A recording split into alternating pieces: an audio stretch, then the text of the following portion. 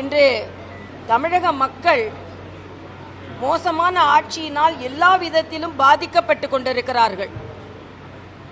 ஆனால் தமிழக முதலமைச்சர் ஸ்டாலின் ராமநாதபுரத்தில் போய் நின்று கொண்டு கச்சத்தீவை பற்றி பேசுகிறார். எந்த ராமநாதபுரத்தில்? மரியாதைக்குரிய பாரத பிரதமர் வந்த ராமநாதபுரத்துக்கு வந்து ராமேஸ்வரத்துக்கு போய் 600 கோடி ரூபாயில் பாம்பன் பாலத்தை திறக்க போறார். அதுக்கு வரவேற்க போகவில்லை.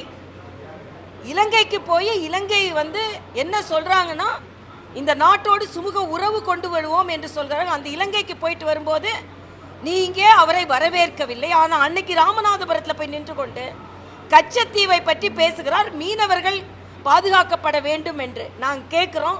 இன்னைக்கு கரூர் விஷயத்தை முற்றிலுமாக மடைமாற்றம் செய்வதற்காக ராமநாதபுரத்தில் சென்று அப்படி பேசுகிறார். கரூர்ல இன்னுமே ஏன் அந்த மிக துன்பம் நடந்தது, கொடுமை நடந்தது என்றால் அதற்கு முழு அரசாங்கம் பொறுப்பு. அரசாங்கம் எந்த வகையில் அனுமதி கொடுக்க வேண்டுமோ அந்த வகையில் கொடுக்கல.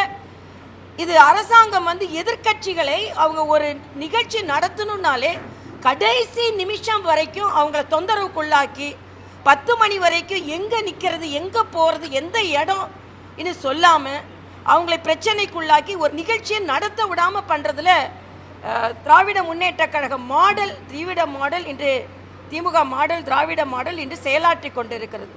ஆனால் இன்றைக்கி அதையெல்லாம் மறைத்து விட்டு ராமநாதபுரத்தில் போய் கச்சத்தீவு பிரச்சனையை அவர் எடுத்து கொண்டிருக்கிறார்.